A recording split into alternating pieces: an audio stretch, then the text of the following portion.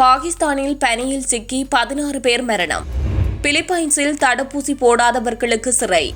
Beijing winter Olympic போட்டிகளுக்கு அனுசரணை வழங்குவதற்காக அமெரிக்க நிறுவனத்துக்கு சிக்கல்.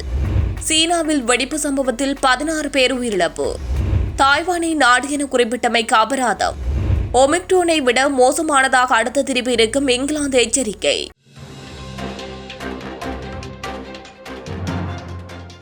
பாகிஸ்தான் பிரபல விடுதியான மூரியில் பனியில் சிக்கியிருந்த வாகனம் ஒன்றிலிருந்து 16 பேர் பனியில் உறைந்து மரணமடைந்துள்ளனர். சனிக்கிழமை பாகிஸ்தான் உள்துறை அமைச்சர் சயிட் ரஷீத் அஹ்மத் குறிப்பிடும் போது 16 முதல் 19 பேர் இவ்வாறு வாகனங்களில் சிக்கி இறந்துள்ளதாகவும் இவ்வாறு சிக்கியுள்ளவர்களை மீட்பதற்கு ராணுவம் பணிக்கமர்த்தப்பட்டுள்ளதாகவும் கூறியுள்ளார். இறந்த 16 பேர் 8 பேர் நவீட் இக்பால் எனும் போலீஸ் நபரின் குடும்பத்தவர்கள் என அறியப்பட்டுள்ளது. இந்த விபரீத விபத்தின் பின்னணியில் ஏதாவது உள்ளதா என விசாரணை செய்யுமாறு பாகிஸ்தான் பிரதமர் இம்ரான் கான் கூறியுள்ளார். கடந்த செவ்வாய்க்கிழமை கடுமையாக பொழிந்த பனி காரணமாக ஆயிரக்கணக்கான சுற்றுலா பயணிகள் பனியில் சிக்கி அவதிப்பட்டு வருகின்றமை குறிப்பிடத்தக்கது. பிலிப்பைன்ஸில் அதிகரித்து வரும் தீவிர கோவிட் தொற்று வீதத்தை கட்டுப்படுத்துவதற்காக பிலிப்பைன்ஸ் புதிய சட்ட ஒழுங்குகளை விதித்துள்ளது. பிலிப்பைன்ஸில் தடுப்பூசி போடாதவர்களை சிறையில் அடைக்குமாறு ஜனாதிபதி ரொட்ரிகோ டுடேர்டே கூறியுள்ளார். புதிதாக 21,819 புதிய தொற்றாளர் எண்ணிக்கை பதிவாகியுள்ளது. முதலாவதாக கொரோனா தொற்று ஆரம்பமாகிய காலத்தில் இருந்து இன்று வரை பதிவாகிய தொற்றாளர்கள் எண்ணிக்கை 3 மில்லியனை எட்டியுள்ளது. இறுதியாக வெள்ளிக்கிழமை அதிகளவு தொற்று எண்ணிக்கை இனங்காணப்பட்டுள்ளமை மூலம் நாட்டில் தொடர்ந்து 3 நாட்கள் தொடர் உச்ச எண்ணிக்கை பதிவாகியுள்ளதாக உள்நாட்டு ஊடகங்கள் குறிப்பிடுகின்றன. சனிக்கிழமை 26,458 தொற்றாளர்கள் இனங்காணப்பட்டுள்ளனர். கடந்த கிறிஸ்துமஸ் புதுவருட தினங்களையொட்டி அதிகளவு மக்கள் நடமாட்டம் இருந்தமையும் தொற்றுக்கு காரணம் என கூறப்படுகின்றது. அமெரிக்காவின் வீடு வாடகைக்கு விடும் சேவை வழங்கும் நிறுவனமான ஏர்பிஎன்பி பீஜிங்கில் நடைபெறும் விண்டர் ஒலிம்பிக் போட்டிகளுக்கு அனுசரணை வழங்குகின்றது. இந்த நிலையில் நிறுவனத்தின் சின்சியாங் மாகாண செயற்பாடுகள் குறித்து அமெரிக்க பாராளுமன்ற உறுப்பினர்கள் இருவர் கேள்வி எழுப்பியுள்ளனர். அமெரிக்க காங்கிரஸ் கட்சியைச் சேர்ந்த ஜேப் மெர்க்லி மற்றும் ஜேம்ஸ் மெக்கோவென் ஆகியோரை இவ்வாறு கண்டனம் தெரிவித்துள்ளனர். இந்த நிறுவனம் விண்டர் ஒலிம்பிக் போட்டிகளுக்கு ஆதரவு வழங்குவதால் சீனாவில் நடைபெறும் மனித உரிமை மீறல்களுக்கு முடந்தையாக உள்ளது எனும் கருத்து வழிபாடு உருவாகின்றது என அவர்கள் கருதுகின்றனர். ஏற்கனவே சீனாவின் சின்சியாங் மாகாணத்தில் முஸ்லிம்களுக்கு எதிரான மனித உரிமை மீறல்கள் நடைபெற்ற காரணத்தால் அமெரிக்க நிறுவனங்கள் அங்கே செயல்படுவது தடை செய்யப்பட வேண்டும் என பாராளுமன்றம் ஏற்பாடு செய்திருந்தமை குறிப்பிடத்தக்கது.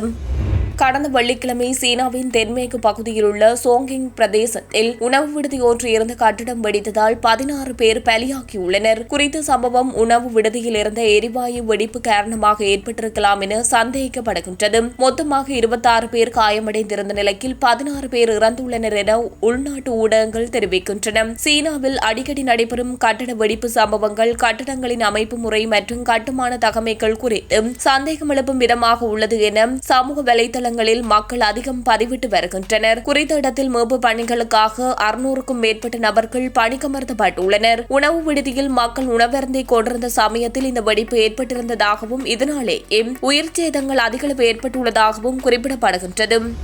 தாய்வானை தனிநாடு என குறிப்பிட்ட மைக்கா நிறுவனம் ஒன்றின் மீது அபராதம் விதித்துள்ளது சீனா. அமெரிக்க நிறுவனமான 7-11 நிறுவனம் தற்போது ஜப்பான் நபர் ஒருவரின் தலைமையில் இயங்கி வருகின்றது. இந்த நிலையில் நிறுவனத்தின் களஞ்சிய பட்டியல் ஒன்று நாடுகளின் பெயர் குறிப்பிடப்பட்ட போதும் தாய்வான் தனி நாடாக குறிப்பிட்டு இருந்தது. தாய்வானை சீனாவின் ஒரு பகுதி என சீனா குறிப்பிட்டு வருகின்றமையால் இந்த விடயத்தை தவறு என சுட்டிக்காட்டி அபராதம் விதித்துள்ளது சீனா. அபராதம் விதிக்கப்பட்ட தொகை $20,000. இதற்கு பதிலளித்த 7-11 நிறுவன உரிமையாளர் சீனாவின் குற்றச்சாட்டை முழுமனதாக ஏற்றுக்கொள்வதாகவும் இதை கூறிய நடவடிக்கைகளை உடனடியாக மேற்கொள்வதாகவும் உறுதியளித்துள்ளார். ஒமிக்ரோன் தொற்று உலகளாவிய ரீதியில் 3வது 4வது அலை கொரோனா உருவாக்கத்துக்கு காரணமாக உள்ள நிலையில் பல நாடுகளில் தொற்று வீதம் முன்னெப்போதும் இல்லாத அளவு அதிகரித்துள்ளது. இதன் பாதிப்பு குறைவாக இருக்கும் என முன்னர் கூறப்பட்ட போதும் இதன் பரவுதிறன் அதிகமானது என்பது குறிப்பிடத்தக்கது. இந்த நிலையில் தற்போது இங்கிலாந்தைச் சேர்ந்த விஞ்ஞானி ஒருவர் அடுத்து வரும் கொரோனா திரிப்பு ஒமிக்ரோனை விட அதிகம் பாதிப்பு ஏற்படுத்துவதாக இருக்கும் என கூறியுள்ளார். இந்திய வம்சாவளி விஞ்ஞானியான ரவீந்திர குப்தா இங்கிலாந்தில் பிறந்து வளர்ந்த இப்போது கேம்பிரிட்ஜ் பல்கலைக்கழகத்தில் தொற்று நோய்களுக்கான பிரிவில் பேராசிரியராக உள்ளார். இவர் குறிப்பிடும் போது அதிகமான மக்கள் தடுப்பூசி போட்டுள்ள காலத்திலும் வேகமாக பரவுகின்றது என்பதால் இதன் கடுமை தன்மை குறைவு என நினைக்கக்கூடாது. இது ஒரு பரிணாம பிழையாக இருக்கலாம். எனவே இதற்கு அடுத்ததாக வரும் திரிவு இதனை விட மோசமாக இருப்பதற்கு வாய்ப்புகள் அதிகம் என கூறியுள்ளார். இதுபோல மேலும் பல வீடியோக்களை பெற சமூகம் டிவி நியூஸ் சேனலை சப்ஸ்கிரைப் பண்ணிக்கோங்க. கூடவே பக்கத்தில் இருக்க பெல் ஐகானையும் கிளிக் பண்ணிக்கோங்க. அப்படியே உங்களுடைய நண்பர்களுக்கும் ஷேர் பண்ணுங்க.